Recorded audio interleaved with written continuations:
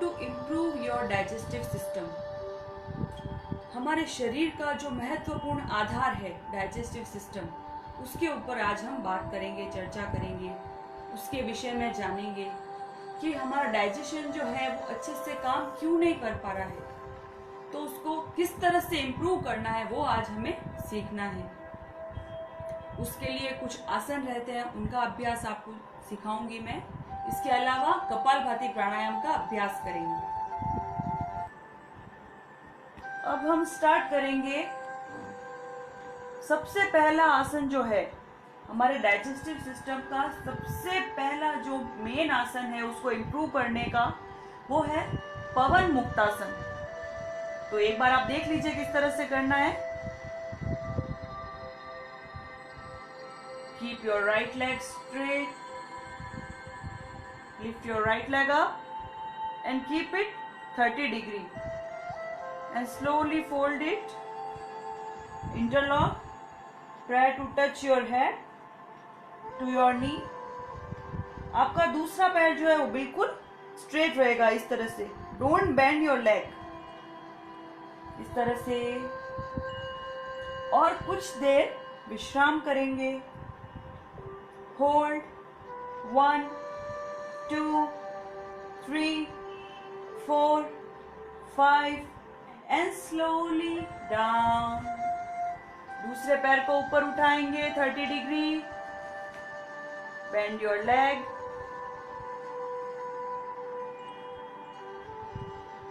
कोशिश करें आपकी जो चिन है वो आपके नीज तक टच हो जाए। दूसरा पैर बिल्कुल सीधा। Hold 1, 2, 3, 4, 5 and slowly down. अब हम करेंगे दोनों पैरों से एक साथ। दोनों पैरों को 30 डिग्री तक ऊपर उठाएंगे। फोल्ड, बिल्कुल आराम से इंटरलॉक करें।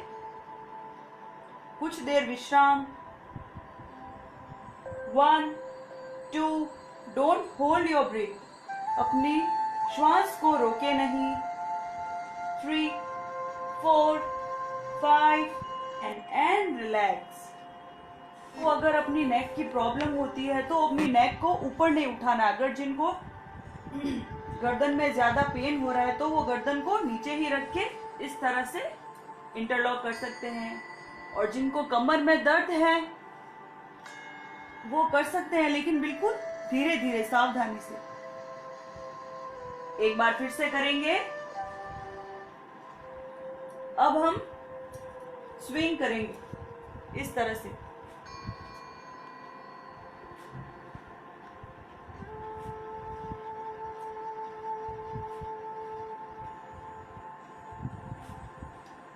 ये कमर की बहुत ही अच्छी एक्सरसाइज है। इसको करने से जो आपकी स्पाइन है वो मजबूत होती है, जो भी मसल्स है वो स्ट्रांग होती है। तो इसको आप इस तरह से कमर की मसाज कर सकते हैं। जिनको कमर में दर्द हो वो इसको अवॉइड करेंगे।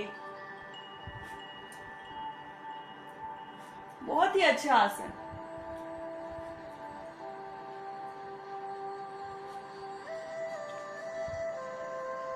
स्क्वीज योरसेल्फ, अपनी बॉडी को स्क्वीज करेंगे।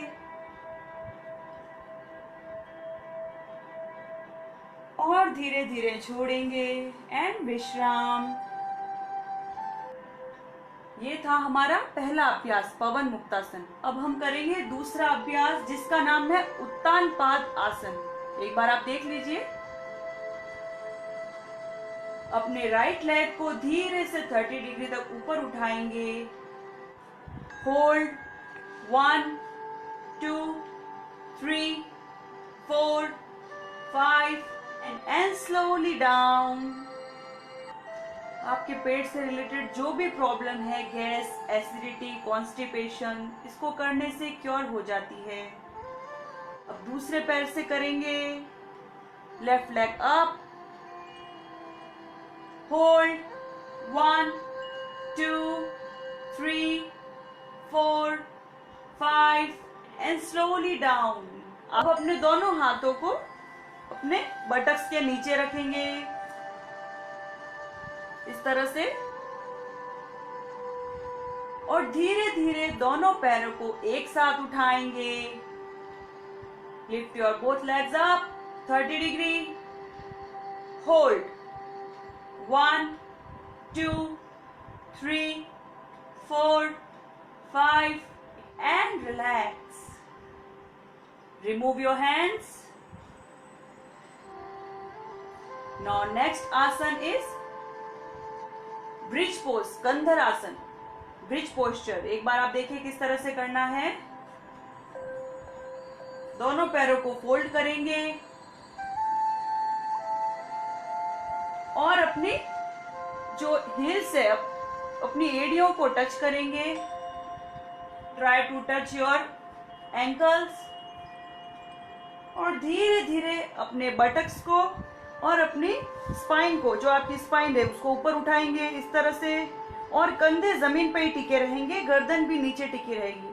जिनको भी गर्दन में प्रॉब्लम है, सर्वाइकल के लिए बहुत ही अच्छा आसन है, करें इसका, कोशिश करें इस तरह से।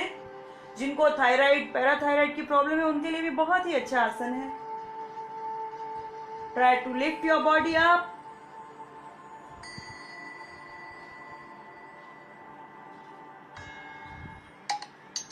वन 2 3 4 5। अब आप इस तरह से 1 2 3 4 5 and slowly relax। बहुत ही अच्छा आसन है कमर के लिए, गर्दन के लिए, डाइजेशन के लिए। नेक्स्ट आसन जो हमारा है वो है नौकासन। एक बार आप देख लीजिए। श्वास बढ़ते हुए दोनों हाथ पीछे और श्वास छोड़ते हुए एक साथ अपने पैरों को और अपनी अपर बॉडी को ऊपर उठाएंगे इस तरह से। 1 2 3 4 5 and slowly down।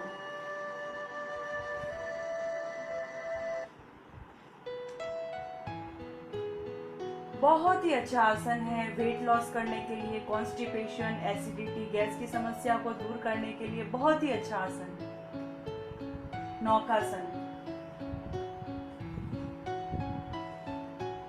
अब मैं इसका सेकंड वेरिएशन बताऊंगी। इस तरह से दोनों हाथों को रखें, दोनों पैरों को ऊपर उठाएंगे इस तरह से। Hold 1 2 3 4 5 and slowly down। Relax for few seconds. आज हम जो भी आसन का अभ्यास कर रहे हैं वो हमारे स्टमक, पेट से रिलेटेड है। जो भी डाइजेशन की प्रॉब्लम है, गैस, एसिडिटी की प्रॉब्लम है, उससे रिलेटेड है। इन सभी आसनों को आप आधा से 1 मिनट तक कर सकते हैं। नेक्स्ट जो हमारा आसन है वो है, एक बार आप देख लीजिए, इस तरह से अपने पैरों को फोल्ड करके, हाथों को इंटरलॉक करके हमारे नोज पे टच करना है इस तरह से। दूसरा पैर बिल्कुल सीधा रहेगा। Hold 1 2 3 4 5 and slowly relax. जिनको नेक पेन है वो नहीं करेंगे। पादांगुष्ठान नासास प्रसारसन इस आसन का नाम है, थोड़ा टिपिकल है। अपने पैर के अंगूठे को अपने नासिका से स्पर्श करवाना। Now lift your right leg up, fold, interlock इस तरह से। अब अपनी नोज को टच करवाएंगे इस तरह से। 1 2 3 4 करिए आप सभी। 5 एंड स्लोली डाउन, रिलैक्स। ये तो हमने एक एक पैर से किया, अब हम दोनों पैरों से इसे करेंगे। देख लीजिए आप एक बार। दोनों पैरों को फोल्ड करके, हाथों को इंटरलॉक करके इस तरह से lift your upper body up इस तरह से, और अपने नोज से टच करेंगे। जिससे नहीं हो रहा है वो अपनी बॉडी को फोर्स नहीं करे। 1 2 3 4 5 एंड स्लोली डाउन। अब धीरे से लेफ्ट की तरफ टर्न करके ऊपर बैठ जाएंगे, आराम से बैठ जाएंगे वज्रासन की स्थिति में। इस तरह से देख लीजिए आप, इस तरह से एक बार आपके जो पैर के पंजे हैं वो इस तरह से बटक्स को टच होने चाहिए। वज्रासन बहुत ही अच्छा आसन है आपका डाइजेशन इंप्रूव करने के लिए। ये एकमात्र ऐसा आसन है जिसको आप खाना खाने के बाद भी कर सकते हैं। इसके अलावा कोई भी आसन है वो खाना खाने के बिल्कुल बाद में नहीं कर सकते। तो कोशिश करें कि जब भी आप खाना खाएं वज्रासन में बैठें। कुछ देर 2 मिनट से आप शुरुआत करके 5 मिनट 10 मिनट अपना टाइमिंग बढ़ा सकते हैं। जो लोग वॉक पर नहीं जा सकते वो घर पे बैठ के वज्रासन कर सकते हैं ताकि उनका डाइजेशन इंप्रूव होगा। और अगर जिनको स्टार्टिंग में जो बिगिनर्स है जिनको बैठने में प्रॉब्लम होती है वो अपने पीछे पिलो लगा के बैठ जाएं, अपने पंजों को पिलो पे रख के फिर बैठ जाए ताकि उनको ज्यादा जो पैरों में दर्द होता है, एड़ियों में दर्द होता है तो वो नहीं होगा। नेक्स्ट हमारा जो आसन है वो है मंडूक आसन। एक बार आप देख लीजिए किस तरह से करना है। वज्रासन में ही बैठकर वज्रासन में बैठ जाएंगे, अंगूठों को अंदर और इस तरह की मुट्ठी बनाना है। मुट्ठी बना के जो हमारी नेवल है वहां पर हमें इसको स्टेबल करना है इस तरह से। एक बार आप देखें और उसके बाद में करें। एक बार आप समझ लीजिए, इस तरह से नेवल पे अपनी मुट्ठी बना के रखना है। लंबी गहरी श्वास अंदर और छोड़ें। इनहेल,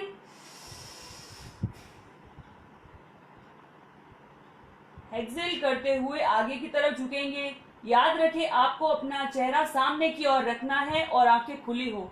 अपने चेहरे को नीचे की ओर नहीं झुकाना है और अपनी मुट्ठी से आपको अपने स्टमक को प्रेस करना है, दबाना है, स्क्वीज करना है इस तरह से। कुछ लोग इसमें बोलते हैं कि श्वास को आगे जब हम जाते हैं एक्सेल करते हैं तो उसको होल्ड करना है, लेकिन मैं आपको ये नहीं बोलती। Don't hold your breath, keep breathing. श्वास लेते रहिए।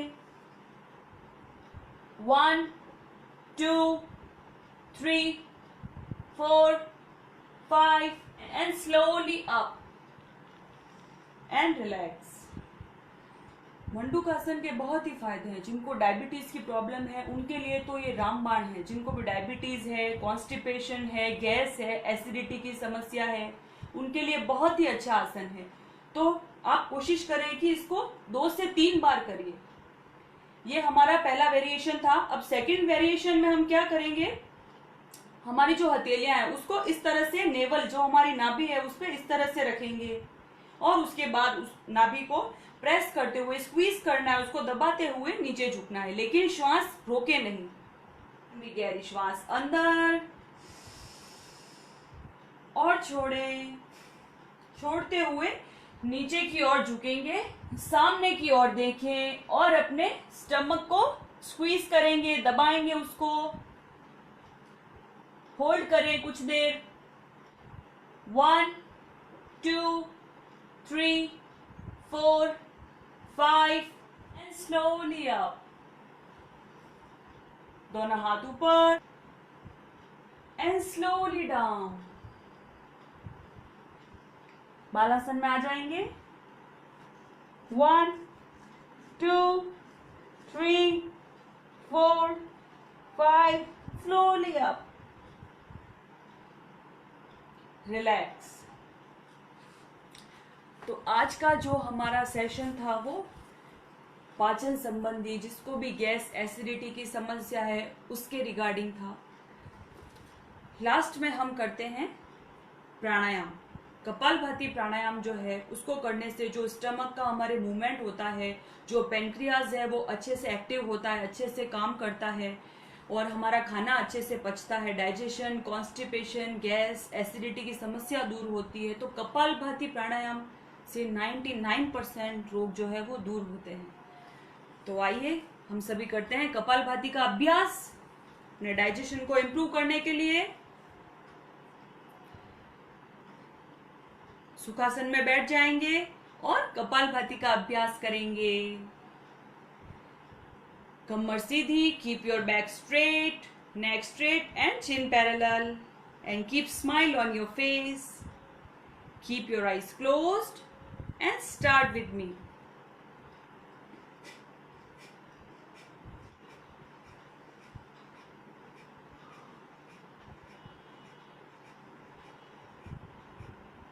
बीच बीच में विश्राम करते जाइए। जो बिगनर्स है वो 30 से 40 स्ट्रोक्स के बाद में थोड़ा रिलैक्स कीजिए। कम से कम 5 मिनट आप इसका अभ्यास करें रोजाना।